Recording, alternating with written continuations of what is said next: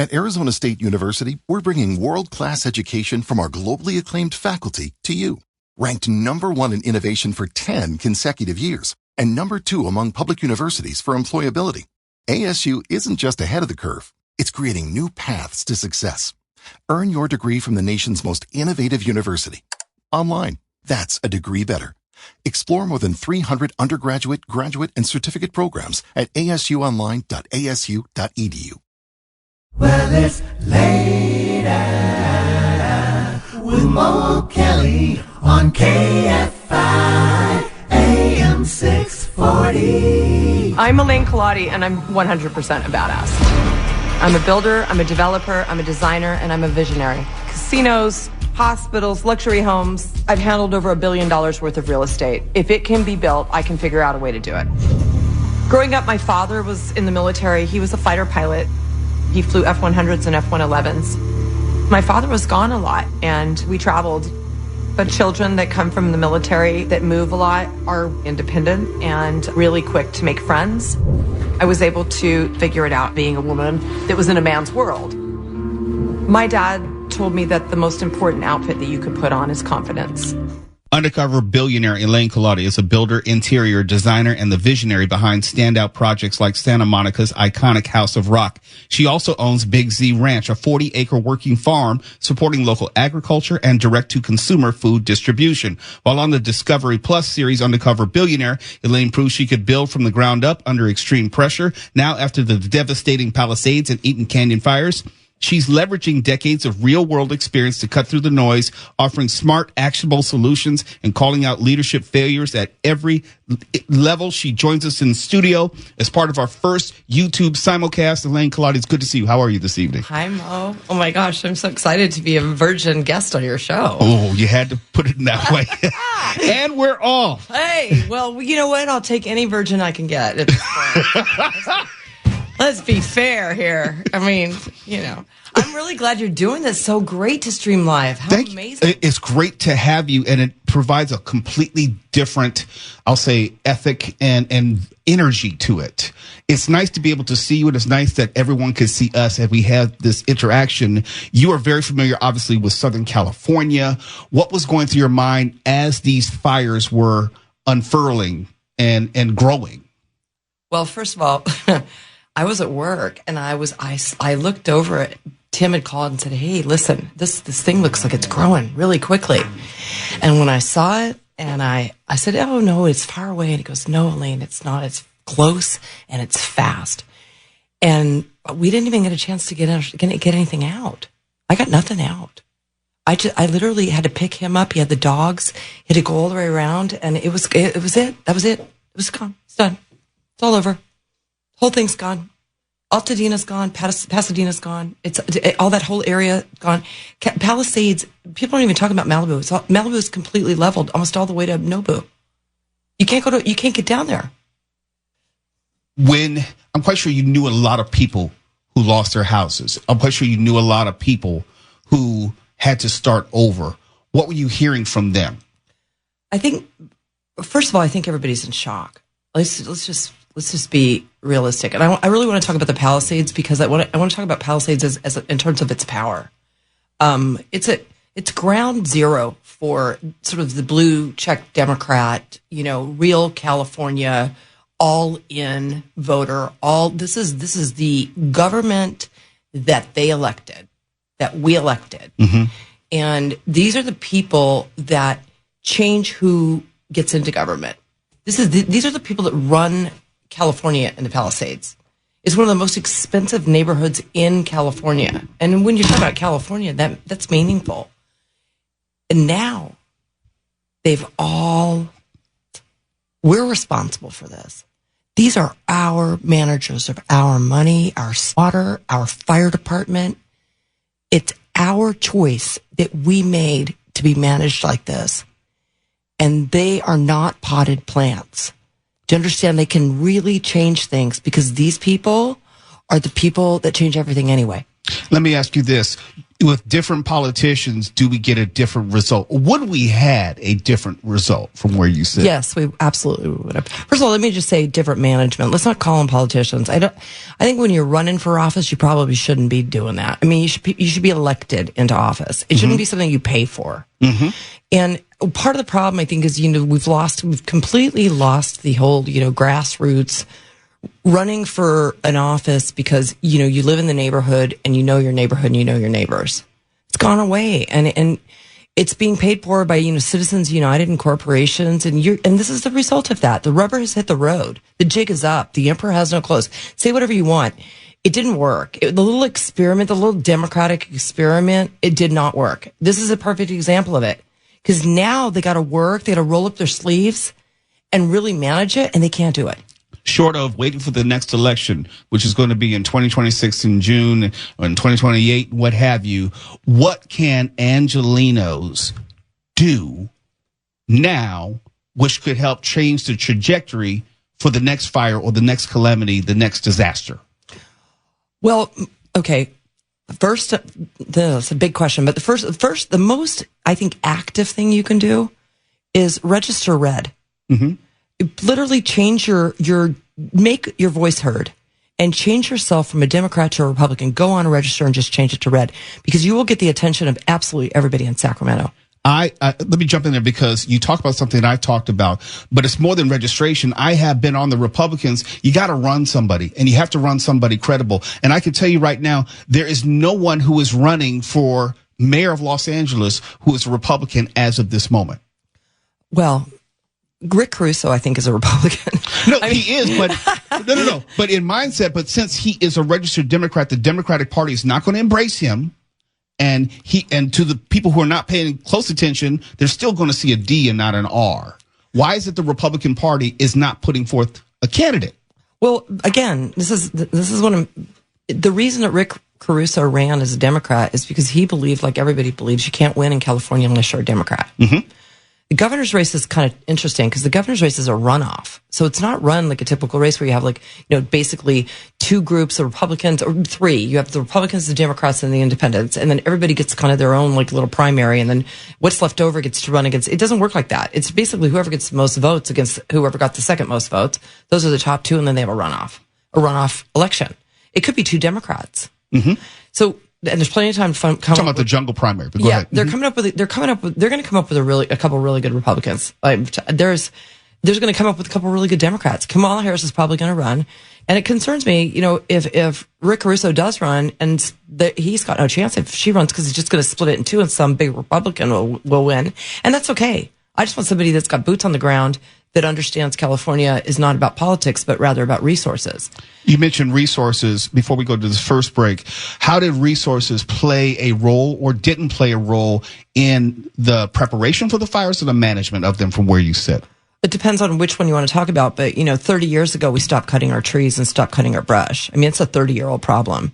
It's an environmental idea that, we want to save all these brush, and not cut fire lanes. It's a respectable idea to be environmentally conscious, but not at the cost of the health and safety of the citizens that pay for that to happen. So it's just it went too far. It just went off the rails and decided, they have multiple groups in California that stop you from building. They have these wildlife groups. They have open space rules. And the problem is there's no one to maintain those. So if you literally talk someone into giving up space so that you'll give them a permit, and then say, we'll maintain it, and then no one maintains it, this is what you have. You have houses that have debris in between them, and nobody takes care of it. So those resources are 30 years old from just being not taken care of. In the water situation, water's another completely different problem, because in the farming world, we obviously need water. There's signs all up and down the 99 freeway. Everywhere he goes says to Gavin, "Dear Gavin, are farmers stealing water?" They want to know why they don't get water. And the water system and the watershed, they've come up with all these ideas about water storage. All this money's been poured into it. There's no water storage. Where does the money go? Where's the money? Why is it more important to make white wine? You're using Central Valley grapes anyway. The Rombauer Chardonnay and all the big Chardonnays that make all the money up in the Northern California, they're only required to use, I think, 20% of their own grapes. It's ridiculous.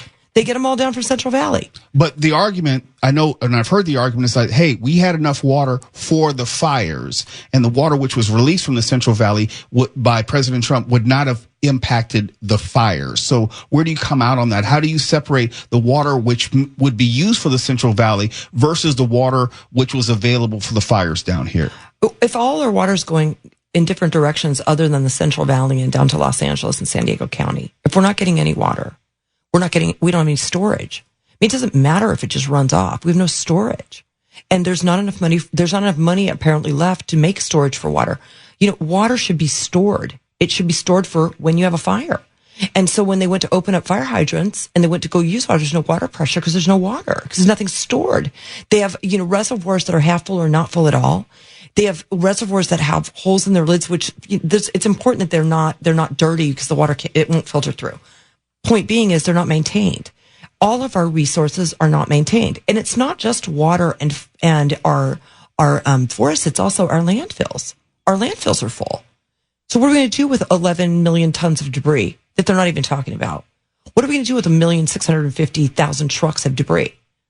They're doing 750 a day, and that's only the Army Corps. It's going to take 6 years to clean up. I mean, it's ridiculous. And by the way, they're going to be full. So the resources that we need are not being managed. Nobody's even looking at it. And on top of it, we're not talking about what it really takes to clean it up, because nobody understands that, because the people that are running it are politicians. They're not construction people. They're not debris removal people. The Army Corps of Engineers is a contract company under ECC, which happens to be under the federal MATOC, which is the Biden MATOC. It's not even the Trump MATOC. I think it had $1.1 billion in it. They deployed them. They're here. They're doing a great job, but it's not anywhere near enough. And then poor Christy Nome, she hit the ground running, right? She's got her hands full. She's in charge of FEMA. So she's got to sit down and get her hands around what's going on here before we get any more money federally. And because our resources are so mismanaged, Donald Trump doesn't want to just give us the money, which I don't blame him, because where is all the money? Where's the ULA tax money? Where's the homeless money? Where's the forest money? Where's the water money? Where's the watershed money? So when you get down to it, we're not going to get federal aid. Gavin Newsom, in a simultaneous parallel lane, flew to Washington, D.C. to ask for $40 billion while he's teeing up his $50 million fight against Donald Trump protection. I hate to stop you there. We have to go to a commercial break, but I want to pick up there when we come back. How does the federal contingent impact this situation, not only right now, but going forward? My guest on YouTube as well as iHeartRadio is Elaine Culotti, who is a builder, interior designer, and visionary behind standout projects like Santa Monica's iconic House of Rock. You might have seen her on Undercover Billionaire recently. And we'll have more with Elaine Culotti in just a moment. It's Later with Mo Kelly, live everywhere in the iHeartRadio app and on YouTube at Mr. Mo Kelly, MrMokelly. You're listening to Later with Mo Kelly on demand from KFI AM 640. Later with Mo Kelly. We're live everywhere on the iHeartRadio app and also on YouTube at Mr. Mo Kelly. Yes, a live video simulcast. And our first guest in studio is Elaine Culotti. We're talking about the fires prior to, during, and also the way forward, the people who might be responsible, the things that we need, the resources we need going forward. And Elaine, before the break, we're getting ready to get into the money of it all, the money that has been spent, the money has yet to be spent, and what federal aid we may need going forward. What would you say in regard to that? Well, I think we have to be real. So let's start with this. At the moment, we're talking about the people that have opted in or opted out. Yeah, and everybody's heard it. If anyone's involved at all in the fires, they've heard about opt-in, opt-out. And opt-in, opt-out has to do with whether or not you're asking FEMA to clean your lot. Okay, that's the only thing that's really going on. 6 permits have been pulled since it happened. So there's the permit, and the rebuilding thing hasn't even started yet. This is just getting your lot cleaned up. And, you could imagine what it must be like to, have a house standing there and nobody else around you has a house, and the lot cleaning is going really slowly, and maybe only 3 lots are cleaned in your neighborhood. And that's because the amount of people that have opted in is somewhere between 3,400 people and 4,000, ish. It's not 18,000. So, and the reason that is because, first of all, California Fair Plan has only $25,000 worth of debris insurance. And what you got to understand is, if you're going to do all the metrics on the news, if Karen Bass is going to get on and report on how great things are going, She's only reporting on what she knows, and what she knows is what FEMA's doing because that's the only report she's getting. So if she says we're 15% done, she's 15% done of 3,400, not 15% done of 18,000. But most people don't understand the distinction. She's talking about LA City, not LA County. She's not talking about Altadena, and people, I think, miss that. She's talking about a fraction of the cleanup that's under contract with opt-in. It's a fraction. And all the other contractors that are out there that want to clean and do stuff they are completely hogtied. And the reason they're hogtied is because there's this thing called a haul route, which is how you get the stuff to the dump. The haul route is for ECC, FEMA contractors, and everybody that's removing dirt under the FEMA contracts. That's what they went and met with the Board of Supervisors about. They had a big win. They were able to get more trucks per day, not more trucks in there in the long run, not more yardage going into the dump, just more trucks per day. So we've got a huge problem with the debris and the debris removal because there's just not enough hands on deck. And the only way to get that out is FEMA money or government federal money because LA is broke. Mm-hmm. And we're broke because we mismanaged our money. We didn't just mismanage our forests and we didn't just mismanage our water. We mismanaged all our money. We had $1 billion surplus. We have no money. We're in the hole. When Gavin leaves, or whoever takes over has got this massive deficit that they've got to fill. And then on top of it, they passed ULA tax, which they call a mansion tax. It doesn't tax mansions. It taxes anybody transacting real estate over $5 million. Hospitals, low income, lots. Let me tell you, you have a burned out lot worth more than $5 million, you're paying mansion tax. Does that seem right to you? That's circumventing Proposition 13. You have to educate folks. They may not be old enough to remember Proposition 13 and its impact on property taxes. Go ahead. Well, everybody here, if you own property in California, it is our Wall Street. Okay. So your real estate and your equity is your stock investment. It is the Gold Coast. That's why they call it that. It is the best real estate in the world. We have the best temperatures. We have the most resources. We have the most beautiful land in the world. And they are trying to get it from you. Why? Wake up. The Proposition 13 freezes your tax basis at it's 1%, it's 1.25%. That's your transfer tax when you sell that property. And you can take it with you one time when you're older and you retire, when you buy another piece of property. It protects your investment. And they've been trying to get at it since 1979. 1979. Yeah. They've been trying to figure out a way around it. And they've got all these ideas about how to do it. And they finally did it when they penetrated this mansion tax thing. And they called it mansion tax, which is unfair because it's not a mansion tax. It's a transactional tax. It's a levy, which is illegal. It's illegal to tax real estate under a levy. It's going to lose ultimately, but not soon enough. And meanwhile, it froze our market. And not just LA City, it froze everything because when you stop the Titanic, it takes a minute to get it going again. And at the end of the day, mansion tax ruined the Los Angeles, California real estate market, which ruined the real estate market here in California. It brought it to its knees. We had a conversation off air that I wanted you to circle back to. You're talking about Mayor Karen Bass and what we, as those who are Angelenos and those who may be on the periphery of Los Angeles, should we think of her, what we should do in this moment? Well, okay, a couple things. I mean, obviously when she got off the plane and she was in the airport and she was, the reporter came up to her, she was like a deer in the headlights.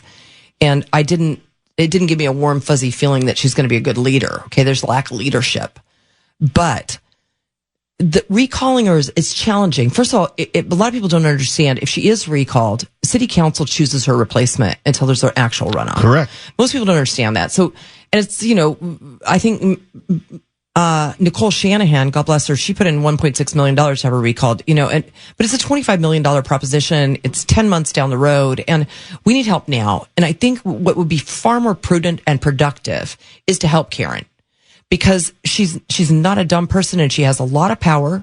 She has the power of the emergency pen. She needs help. She needs legitimate, what I always say, ask for help. Ask for help. She tried to go with Steve Soberoff. That's not where she needs to be. She needs to pick a skill set. Like I personally would love to sit down with her and talk to her about the building department and how I can make a custom program for immediate deployment of building permits for any permits that are less than 10 years old. Why are we just package it up and hand it out? Because the minute that you get those people invested, they keep their entitlements, it increases the value of their property. It encourages them that they're going to be able to build. What you don't want to have happen is a sell-off.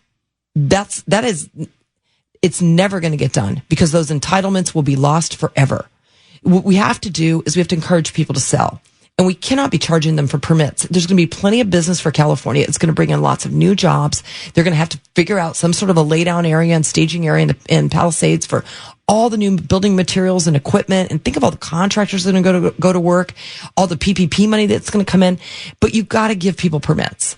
And Karen needs help. She needs to understand that there are a lot of states that structure this with outside consultants instead of trying to do it in the building department. Yes, they're going to relieve Coastal Commission, but are they going to relieve it completely or just one of them? Because anything in Palisades is double coastal. Yes, they're going to relieve CEQA. Well, what does that really mean? Are they just going to give you a CEQA waiver? And what if you've never had CEQA? So I want to sit down with her and say, what does it mean? Let me help you package it. And let's create these fast track passes that take the burden out of the building department because they don't have the resources either. They're buried. Coastal Commission's like 12 people that meet once a month that control the entire coast. I mean, think about that. Elaine, I wish I could talk to you all night, but I'm running out of time. So very quickly, I know that this is a conversation which is going to continue, but also there are going to be other people who are going to be joining you on this journey. How can people reach you and also join you? Well, one thing that would be very helpful is to follow me on Instagram on Lipstick Farmer. That would be awesome because on Lipstick Farmer, I'm not much of a social media person. I'm going to have to get better at that. I'm sorry. But on Lipstick Farmer, I do check it and I do have 20,000 followers or something. But I put a lot of updates on there, especially about the fires. But the most important thing is that we can all kind of join together and communicate, create a platform. We are thinking, Grant Cardone, a friend of mine and I did Undercover Billionaire with, who's a great guy, owns 10X. I said, let's 10X, the Palisades, let's 10X this whole process. And we are also meeting, I hope everybody's excited about this, but I'm meeting with our California Railroad and our national railroad system to try to remove all of our debris on rail and get it out of California, which I think ultimately is what has to happen. It's a slow process, but I want everybody to support this because we need to get it out of California. Because, even our farthest dumps are too close to our ocean. Elaine Culotti, thank you so much for coming in. Thank you for sharing all of your knowledge and wisdom. And thank you for staying in the fight for not only the benefit of Los Angeles and the surrounding areas, but California at large. You're welcome in here anytime. Awesome. It's Later with Mo Kelly. We're live on YouTube at Mr. Mo Kelly, MrMoKelly. And also, we're live everywhere on the iHeartRadio app. At Arizona State University, we're bringing world-class education from our globally acclaimed faculty to you. Ranked #1 in innovation for 10 consecutive years and #2 among public universities for employability. ASU isn't just ahead of the curve. It's creating new paths to success. Earn your degree from the nation's most innovative university. Online. That's a degree better. Explore more than 300 undergraduate, graduate, and certificate programs at asuonline.asu.edu. You're listening to Later with Mo Kelly on demand from KFI AM 640. KFI, Mo Kelly, we're live everywhere on the iHeartRadio app and also on YouTube, our inaugural YouTube simulcast. Imagine that, both on KFI and YouTube. And if you're wondering, well, are you going to do this every day? Well, this week at least, the whole week, we will be live on YouTube simultaneous to KFI and iHeartRadio. So you can go ahead and subscribe. Of course, it's free at Mr. Mo Kelly on YouTube, MrMoKelly. We've had almost 3,000 viewers tonight. And we didn't do a lot of pre-promotion, but now is here. You can see the show as well as hear the show. And, any expletives which are said on air that we didn't, we had a few already. So you get the live, uncensored version of the show. But I know what you want. I know you want these tickets to see Harry Potter at the Pantages Theater. Now, before I give them away, and we're going to do it this segment, you have to be available to see the show on Wednesday. Tawala Sharp will be taking the calls, and the winner, you'll talk to him about making the arrangement for the tickets. But you have to be available. And also, if you've been listening to the show, there's a piece of information that we gave you that you would only know if you had been watching the YouTube broadcast. And I'm not going to tell you what that piece of information is. You should have been watching all along. But Tawala, when he answers your phone call, You better have that information or you're not going to win the tickets. Quick note, if you are calling for these tickets, I have just found out that you're going to need to be able to pick them up tomorrow between, I believe it is 10 a.m. and 6 p.m. Hold on. Let me double check. Let's check. And make sure between noon and 6 p.m. That means in Burbank at KFI Studios. Yes, you're going to have to be able to come here and pick them up. When I get you on the line, I will give you all the information about where we are. But do not call if you cannot come and get these tickets for Wednesday's showing of Harry Potter and the Cursed Child tomorrow between 12 and 6 p.m. Okay.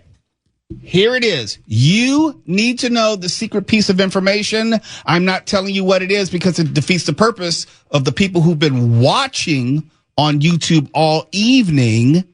So if you don't know the secret piece of information, Tawala's going to ask you when he answers the phone, you are not going to win tickets to see Harry Potter at the Pantages on Wednesday night.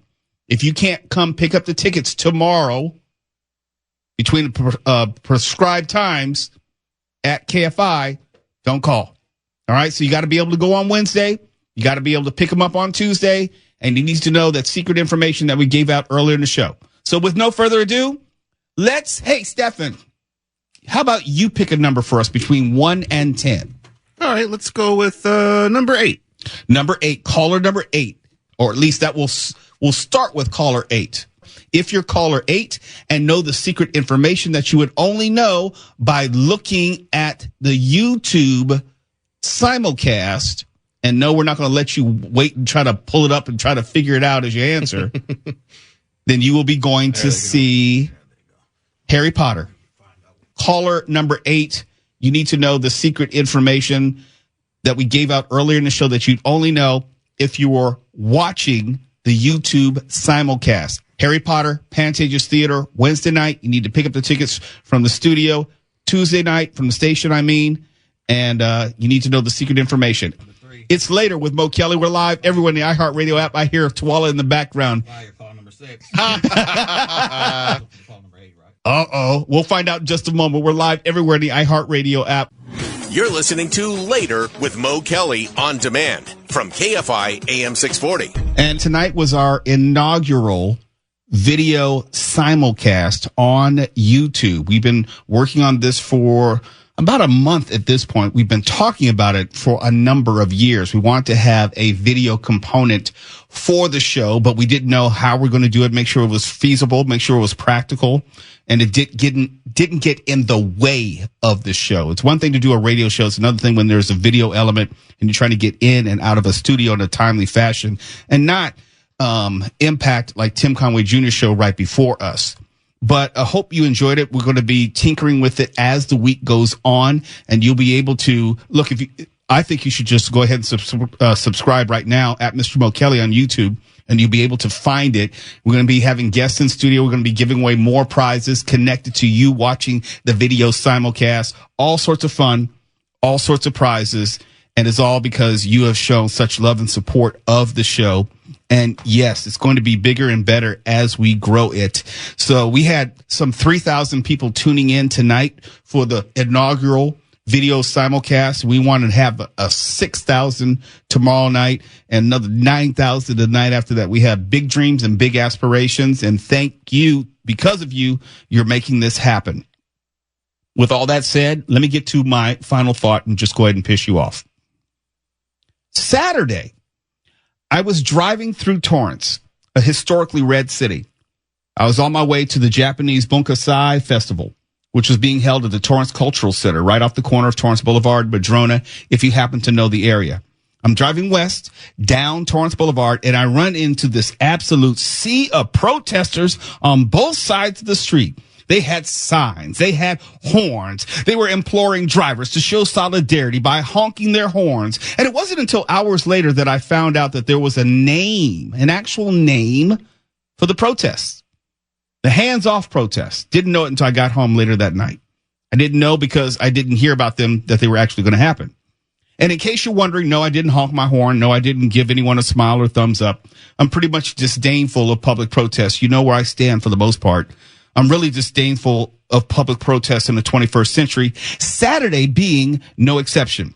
But I can confirm there were hundreds of people, maybe even 1,000, because they lined both sides of a major thoroughfare for a number of blocks. That can't be argued. The numbers didn't lie. I was personally more offended that they were making my trip more difficult. They were standing in my way. And I know that really sounds selfish. I'm self-aware in that regard. I'm fully aware what's going on in the country. I talk about it most nights. I talk about it in a variety of media that I do. And yes, I know at least half the country isn't happy right now. But maybe it's just me. I'm still not convinced that standing on a corner, holding a sign and shouting things like, hey, hey, ho, ho, Elon Musk has got to go. I don't think that's really going to make a big difference. I don't think so. I might be wrong, but I doubt it.